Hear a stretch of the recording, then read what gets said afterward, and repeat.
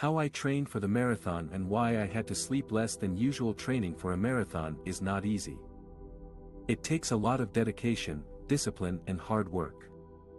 I learned this the hard way when I decided to run the Blue Nose Marathon on a few hours of sleep. My training plan was based on some expert advice I found online. I followed the 4 building blocks of marathon training: base mileage, long run, speed work and rest and recovery. I started training 20 weeks before the race, building up my weekly mileage to 50 miles over time.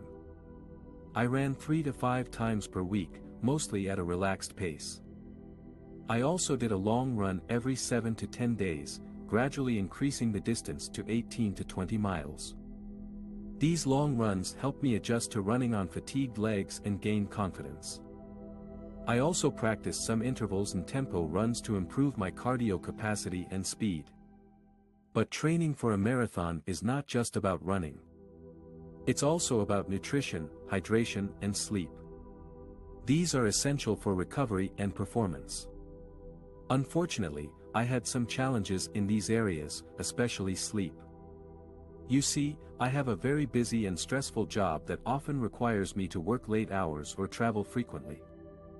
This made it hard for me to stick to a regular sleep schedule and get enough quality sleep.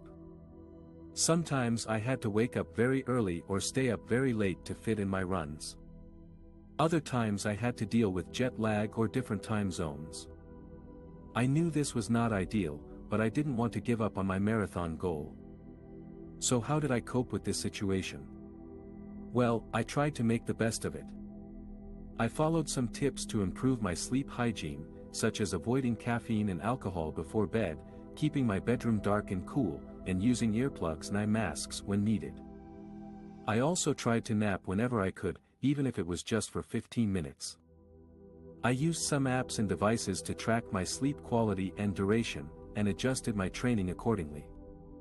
For example, if I had a bad night of sleep, would skip or shorten my speed work and focus on recovery instead. I also took some supplements and vitamins to boost my immune system and energy levels. But despite all these efforts, I knew I was not getting enough sleep for optimal marathon training. I could feel the effects of sleep deprivation on my body and mind. I was more prone to injuries, illnesses and mood swings. I had trouble concentrating and remembering things. I felt tired and sluggish most of the time. And worst of all, I lost some of the joy and excitement of running. But I didn't give up. I kept pushing myself, hoping that it would all pay off on race day. And you know what? It did. I ran the Blue Nose Marathon on a few hours of sleep, and I finished it. It was not easy, but it was worth it. It was one of the most challenging and rewarding experiences of my life. And I learned a lot from it. So that's how I trained for the marathon and why I had to sleep less than usual. It was not perfect, but it was possible. And if you are thinking of doing something similar, let me tell you this. You can do it too. But please don't neglect your sleep. It's more important than you think. One of the biggest challenges I faced during the race was running on very little sleep. I had trouble falling asleep the night before because I was nervous and excited. I think I only got about 3 hours of sleep, which is far from ideal for a marathon. Running on no sleep can affect your performance in many ways. It can make you feel more tired, lower your reaction time, impair your judgment, and increase your perceived exertion.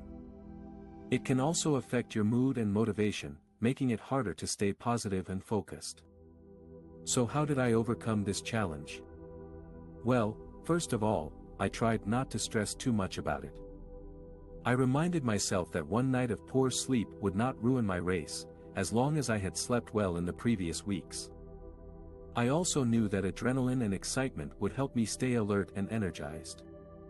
Secondly, I adjusted my pace and expectations accordingly. I knew that running on no sleep would make me slower and less efficient, so I did not try to push myself too hard or chase a personal best. I ran at a comfortable pace that felt sustainable and did not strain my heart rate too much. Thirdly, I focused on staying hydrated and fueled throughout the race. Running on no sleep can deplete your glycogen stores faster, so I made sure to drink enough water and sports drinks and eat enough gels and bars. I also took advantage of the aid stations and the crowd support to boost my morale and energy. Finally, I enjoyed the experience and celebrated my achievement. Running a marathon is a remarkable feat, especially on a few hours of sleep. I was proud of myself for finishing the race and overcoming the challenge.